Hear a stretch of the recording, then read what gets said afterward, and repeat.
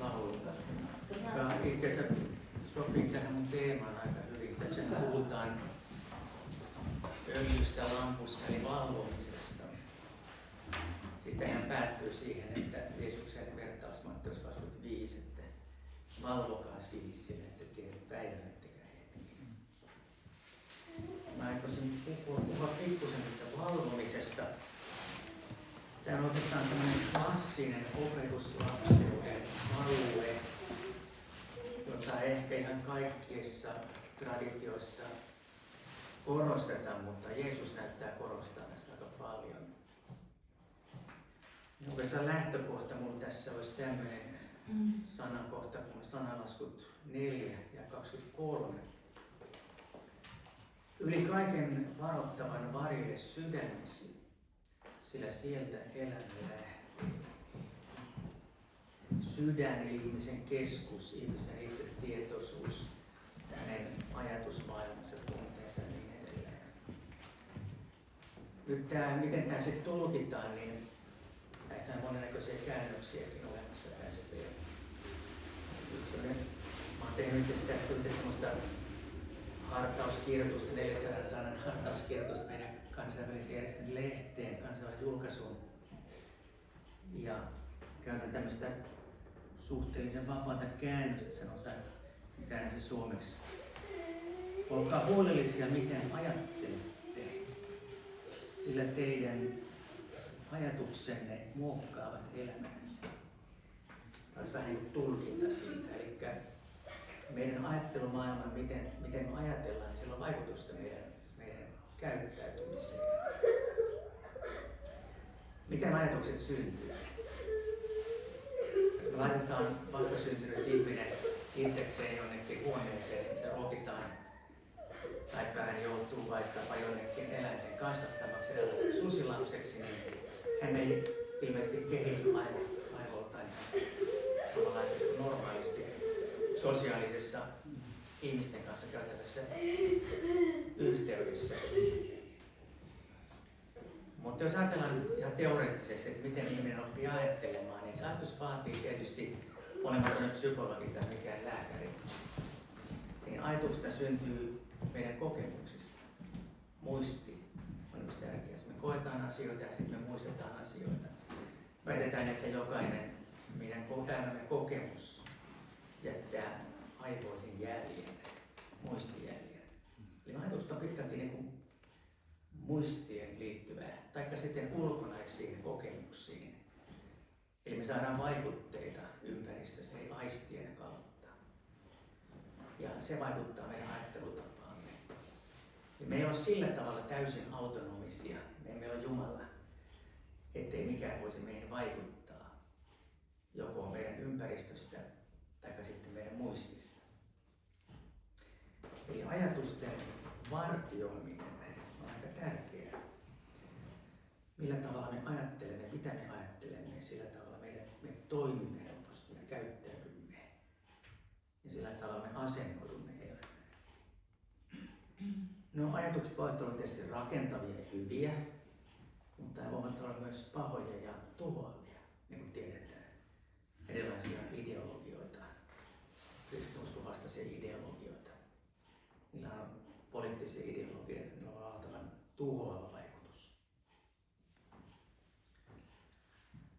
No, Raamatussa me nähdään pikkusen laajempikin näkökulma tähän ajatuksiin tai meidän elämämme ihmisinä. Nimittäin meillä on paitsi omia ajatuksiamme, niin me saadaan myös vaikutteita paitsi meidän ympäristössä, myöskin hengellisestä maailmasta. Me tiedetään, että meillä on Jumala, joka on luonut kaiken. Siellä on Jumalan enkelit, mutta siellä on myös langenneet enkelit, jotka pyrkivät kaikki vaikuttamaan maailmaan ja tähän ihmiskuntaan ja tämän ihmiskunnan lopputulokseen. Jumala haluaa pelastaa ihmiskunnan ja tuoda uuden maailman, hänen valtakuntansa tähän, jota sitten nämä muut langenneet henget yrittävät tietysti estää. Ja yksi tämmöinen tärkeä ajattelu, kun huomataan vaikka tästä poliittisesta ideologista tai uskonnollisesta ideologiasta, niin pyrkii pimentämään ihmisen mieleen. Erilainen propaganda. Johdeksen ensimmäisen kirjan lopussa sanotaan, että koko maailma on pahan vallassa. Johanneksen kirjassa evankeliumissa maailma, kosmos. Kosmos tarkoittaa järjestettyä maailmaa. Niin se on langennut. Eli se on paholaisen vallassa. Paholainen, joka kontrolloi sitä, vaikka Jumala kontrolloi kaikkia tietysti. Mutta hän on sallinut tiettyjä asioita tapahtua.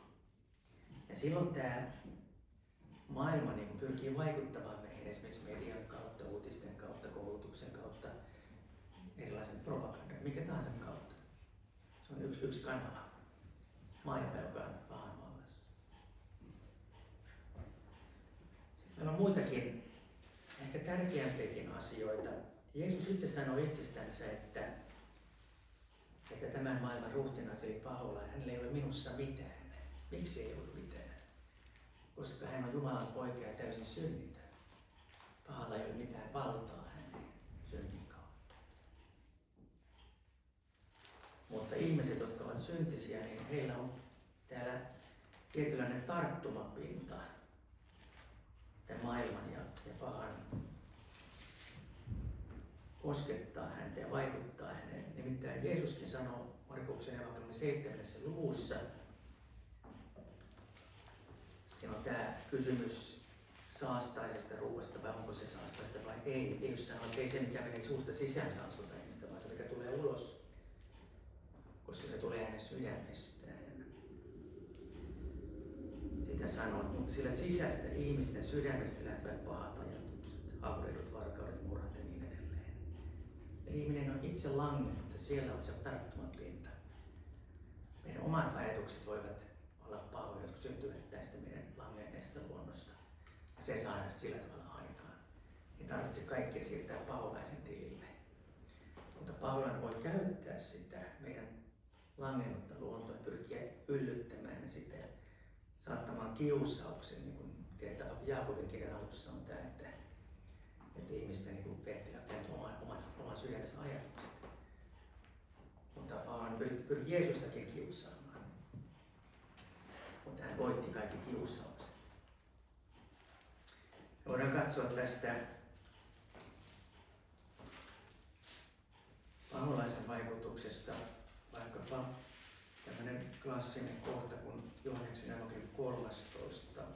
En tiedä, onko se klassinen, mutta mä oon tottunut tähän tästä löytämään tämän ajatuksen. Johanneksen evankeliumi 13. luku. Ja 2 sanoo näin. Mutta ehtoollisella oltaessa, kun perkele oli jo pannut Juudas Iskariot Simonin pojan sydämeen, että hän kavaltaisi Jeesus. Hän oli laittanut sinne ajatuksen.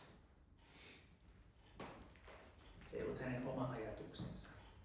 Hän oli tietysti jo langennut ja luopunut Kristuksessa tässä vaiheessa, tullut kavaltajaksi, sopinut Jeesuksen kavaltamisesta, jolloin se hänen syntinsä antoi sijaan. Hän ei vartioinut sydämensä ovea, vaan avasi sen auki väärille voimiin. Joskus me olette ehkä uutisista lukenut, että joku tekee joku tosi väkivaltaisen teon, niin kysytään mikä sen motiivi, en tiedä, tuli vain mieleen. Äkkipikaistus. Taikka teki jotakin itsellensä, tuli vain semmoinen ajatus mieleen. Nämä on tämmöisiä tilanteita. Sitten meillä on tietysti, kun me ollaan Kristuksessa, me ollaan Jeesuksen omia, niin meillä on myöskin uusi luonto. Paavali puhuu tästä roomalaiskirjeen 8. luvussa muun muassa. Eli me olemme uudesti syntyneet pyhästä hengestä. Jumalan henki on tullut sydämeen ja olemme saaneet uuden luonnon. Roomalaiskirjeen 8. luku. Siinä alussa otan 5. jae. Sillä niillä, jotka elävät lihan mukaan, on lihan mieli, mutta niillä, jotka elävät hengen mukaan, on hengen mieli. Sillä lihan mieli on kuolema, mutta hengen mieli on elämä ja rauha. Sen, että lihan mieli on vihollisuus Jumalaa vastaan. Sillä se ei alistu Jumalan lain alle, eikä se voikaan.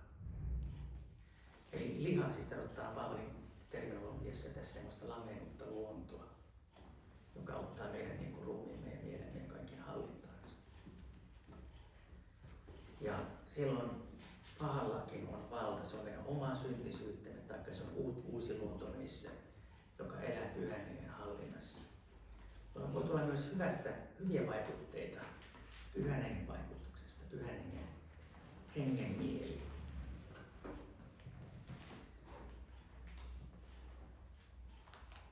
Mulla on oikeastaan tämmöinen kohta Nehemia-kirjasta aika mielenkiintoinen tähän liittyen, tähän Jumalan ajatuksiin. Täällä toisessa luvussa, miten tämä nyt menee tähän? Tuota lukemaan hebrealaisen tekstin mukaan, niin tämä menee vähän sekaisin sektokin mukaan tämä meidän teksti, tämä järjestys.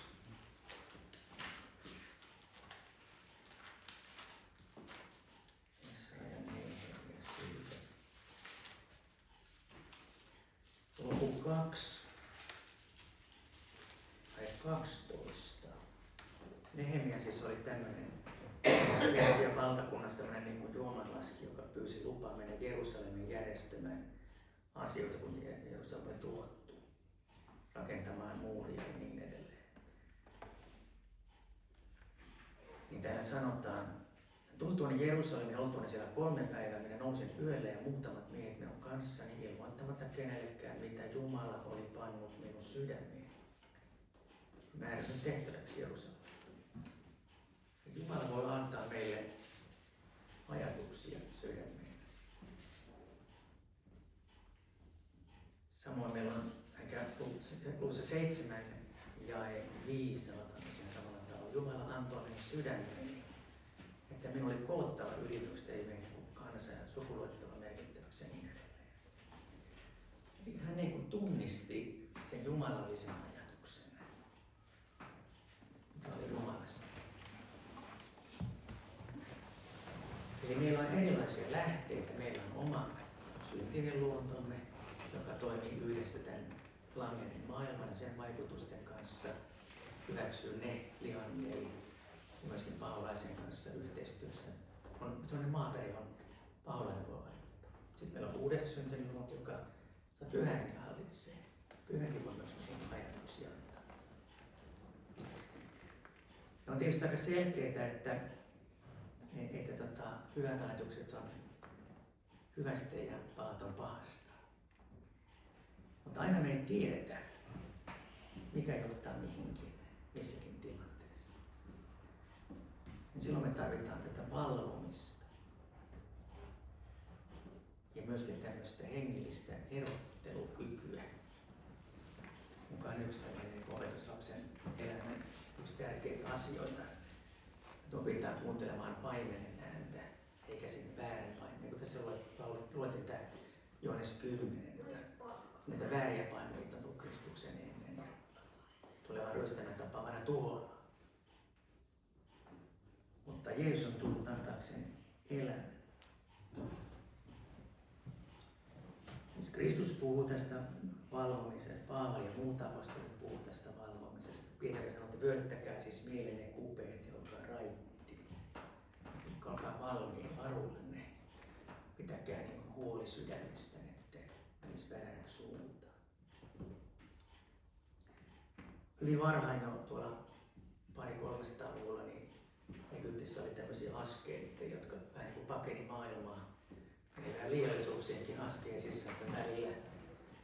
Mutta sieltä kuitenkin he olivat niin kuin sillä tavalla pyrkivät pyhitykseen ja seuraamaan Kristusta ihan ehdottomasti. Niin se on aika paljon hengellistä niin kuin kokemusta ja psykologista kokemusta hengellisestä maailmasta. Tällainen niin kuin humanistinen psykologia pyörii sitten lähinnä siltä oletuksen pohjalta, ettei ole hengellistä maailmaa. Toimimme vain, eikä ole syntiäkään välttämättä. Ja sieltä tietysti löytyy paljon hyviä niin kuin asioita, mutta sekin pitää tietysti koetella. Näillä kavereilla oli sitten hengellistä maailmastakin kokemusta. Ja oikeastaan, jos olette kuullut semmoista kuin 7 kuolemansyntiä, niin sitä edellyttää 8 pahaa ajatusta, joka sitten myöhemmin lännessä muutu tähän 7 kuolemansynnin niin kuin tämmöiseksi käsitteeksi oikeastaan. Ja siellä on nämä samat niin kuin siellä erityiset synnit tai ajattelumallit, jotka johtaa helposti pahempikin ajatuksiin. Esimerkiksi ylensyönti, tai haureus, ahneus, kateus, viha. Sitten erilainen apatia tai tämmöinen niin kuin välinpitämättömyys, joka yhdistettiin tämmöiseen sanan kuin akedia, eli löytyy sitten Psalmi 91 niin keskipäivän demoni, joka rupeaa niin ahdistamaan, keskellä päivänä rupeaa nukuttamaan ja mikä oikein kiinnostaa, niin hengellisestikin herpaantuu. Ja sitten tämmöinen oman kunnian tavoittelu tai ylpeys. Ylpeys on tietysti paavalaisenkin synti. Tiedetään, että Paavalilla on näitä syntiluetteloita ja lihanteot ovat ilmeiset ja sitten on Pyhän Hengen hedelmä myöskin. Eli nämä lähtee kaikki ajatuksista. Sen takia pitää varjella sydän, ettei oma sydän pettäisi, se paha luonto, syntinen luonto, eikä sitten ulkonaisen maailman kautta hengellisen maailman väärät vaikutteet johtaisi meitä kiusaukseen ja lankeamaan. Paholaisen tarkoitus on lopulta saattaa meidät pois Kristuksesta, ja se tapahtuu ehkä kylvävällä ajatus ja sitten vähitellen useasti se johtaa paatumukseen ja pois. Tai sitten saattaa ihminen syntiin ja syyttää sen jälkeen, ja että ihminen luopuisi epätoivossaan Kristuksesta. Sen takia meillä on aika paljon tämmöisiä ajatuksia. Raamatussa puhutaan hengellisestä tämmöisestä sotavarmustuksesta ja muusta. Kun ollaan tässä baptistiseurakunnassa, niin muistatte ehkä John Bunyanin baptistin Britanniasta. Hän on kirjoittanut muun muassa tämmöisen kirjan kuin Pyhä sota. Se on käännetty suomeksi kauan sitten. Mä en tiedä, onko sitä meillä on viimeksi painettu. Ehkä Eblut herätysseura saattaa siellä muistaakseni sitten olla myynnissä. Siellä hän näitä niin kuin aisteja käy läpi symbolisesti. Että paavalainen diabolos pyrkii niin kuin ihmisen näön, hajun ja kuulun ja kaikkien tämmöisten kautta niin kuin valloittamaan ihmisen sydämen eli kaupungin. Se on mielenkiintoinen ajatus. Tai se kirja sellaisena. No miten me tällaista niin kuin hengellistä varjelemista voidaan harjoittaa? Saanko mä sanoa noista ajatuksista? Joo, sano. Puhutaan niin sanotusta pahoista ajatuksista. No, jos mä ajattelen vaikka kateus, katkeruus, nehän on vain ajatuksia. Nehän on vain ajatuksia. Jos minä olen ainakin välillä jollekin hieman kateellinen, niin tulee kateuspiikki, että ai kateuspiikki, mutta en tarkoita sitä, että se koko loppuelämäksi jää, vaan sitä voi kuulostella. Ahaa, nyt olen kateellinen tuolle ihmiselle. Jaha, nyt on vähän katkeruutta. Siis en pitäisi niitä sillä tavalla pahoina ajatuksena, että minun pitäisi koko ajan niin yrittää torjua, vaan niin ne on ajatuksia, joita voi myös kuulostella, että mikäs toi juttu nyt on, että mä oon tainnut vähän kateellinen. Erittäin hyvä. Taidan olla pikkasen kateellinen. Tämä on oikeastaan tämmöinen klassinen ajatus. Mulla on tuossa 5 kohtaa ainakin. Oliko sulla joku? Sekin tuli jostakin. Mitä? Se ajatus tuli. No totta kai se tulee jostain. Sillä voi sanoa, että sitä pitää vähän katsoa ja kuulostella, että mistä se tuli. Että ahaa, nyt mä oon kateellinen. Anna sen ajatuksen olla vähän aikaa ja tutki elää sitä, nyt yritä heti torjua, että ei saa. Joo, siis tämä on tärkeää.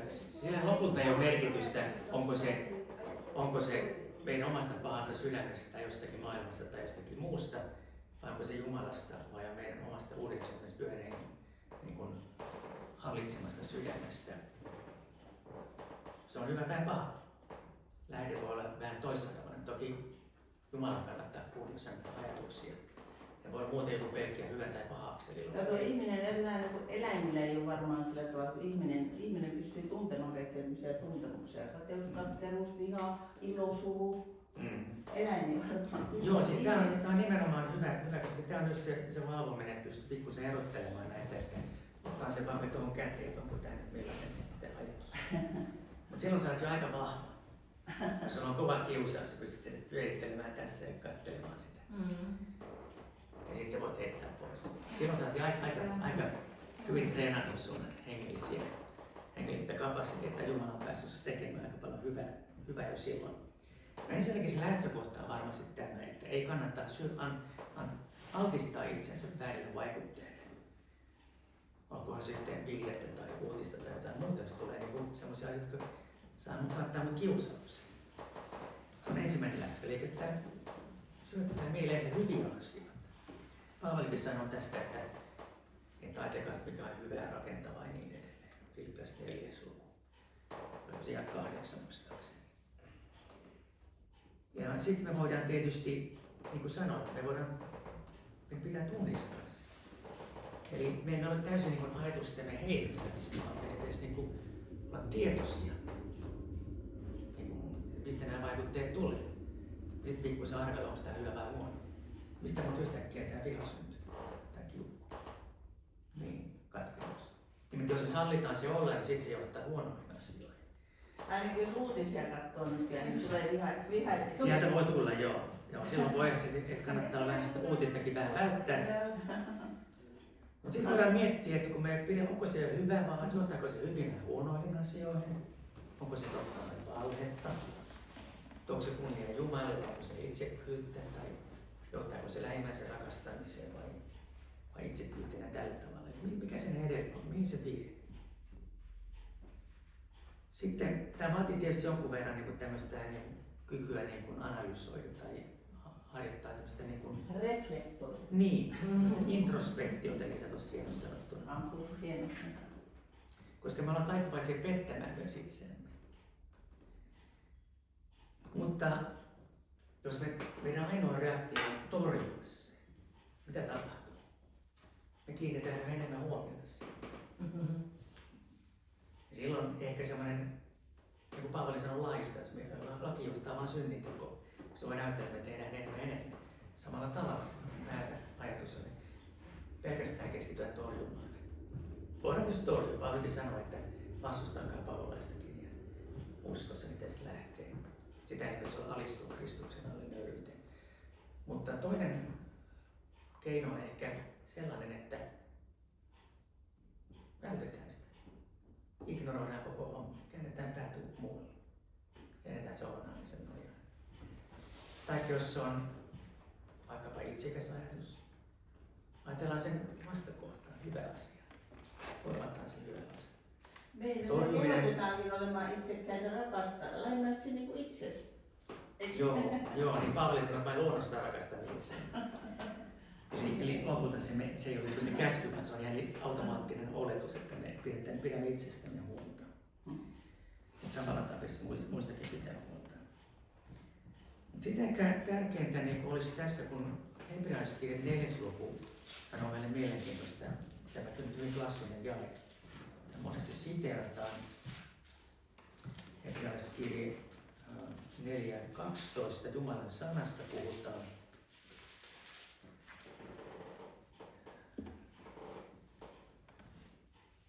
Sillä Jumalan sana on elävä ja voimallinen, terävämpi kuin mikään kaksiteräinen miekka, tunkee lävitse, kunnes erottaa sielun ja hengen, nivelet sekä ytimet, ja on sydämen ajatusten ja aivoutusten tuomitseva. Tässä oikeastaan Jumalan sana ja Raamattu, erityisesti Jumalan sanana, sehän on Jumalan sana pyhän ilmoitus syntynyt. Tämä on sellainen korrektiivi tavallaan, että me nähdään mikä on hyvä, mikä paha, mikä on Jumalalle miellyttävää, mikä ei. Ennen kaikkea me täyttää niin kuin Raamatulla mielemme. Miten se tapahtuu? Luetaan jatkuvasti Raamattua. Psalmi 1 sanoo, että pitäisi mietiskellä jatkuvasti Jumalan sanaa. Ja Psalmista 19 sanoo, että minä painan sydämeni mielen, ettekin syntiä sinua vastaan. Eli Raamatun mietiskellä, se menee oikein meidän sydämeen, tuonne intuitioon ja koko henkeen jonnekin hyvin syvälle. Niin se olisi semmoinen niin kuin lähtökohta, koska tämä sana muutetaan.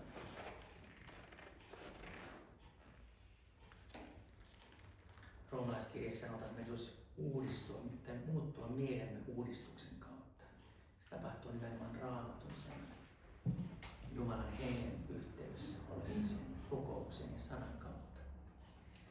Ja sitten meillä on vielä tämä seurakunta ja muut uskovat uskovaiset, jotka tietysti kaikilta ei kannata kysyä, eikä välttämättä uskovienkaan joukossa mielipiteitä, mutta semmoinen ihminen, joka tietää olevan kypsä hengellisesti ja sillä tavalla, jolla ei ole oma lehmä ojassa niin sanotusti siinä kysymyksessä, mitä sä mietit. No sit sä tiedät, mikä se on. Todennäköisesti sieltä tulee semmoinen neutraali, objektiivisempi näkökulma. Ja onneksi meillä on muutkin uskovat, jotka voi meitä rohkaista ja auttaa näissä asioissa. Tämmöisiä ajatuksia ajatuksista. Kauniita ajatuksia. Niin voidaan miettiä sitten, että miten tämä toteutuu käytännössä, koska tämä on hyvin käytännöllinen asia. Joskus puhutaan tämmöisessä mindfulnessista, niin tämä on ehkä sitä kristillistä mindfulnessia. Eli ollaan tietoisia omista ajatuksistamme, menemättä mihinkään vieraisiin uskontoihin. Mutta harjoitetaan tämmöistä niin kuin filosofia. Just. pohditaan rukouksessa asioita, mitä on mistäkin, mutta ei tarvitse mennä ehkä liikaa itsekeskeisyyteen, mutta olla tietoinen, että mikä on minun omasta huonoista motiiveista syntyvä, mikä ehkä Jumalasta minulle. Jumala on ollut kirkastamaan. Joo, voidaan rukoilla tässä vielä erikseen ja sitten keskustella. Kiitos Herra siitä, Jeesus Kristus, että sinä olet hyvä paimen, joka meitä ohjaat oikealle tielle. Sinä ohjaat sanasi kautta.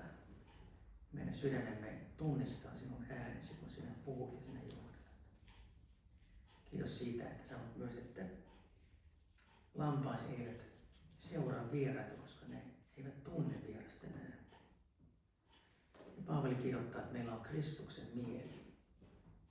Rukoillaan Herra, että tämä Kristuksen mieli meissä todella voisimme tunnistaa Herra sinun äänesi ja kasvaa tässä hengellisessä erottelukyvyssä myös ja olla tietoisia siitä, mitä teemme ja mitkä asiat meihin vaikuttavat, että voisimme seurata Jeesus sinua ja sinun tahtoasi ja tehdä sinun tekoasi tässä maailmassa, olla sinun palvelijoitasi ja kasvaa sinun opetuslapsinasi mielen uudistuksen kautta.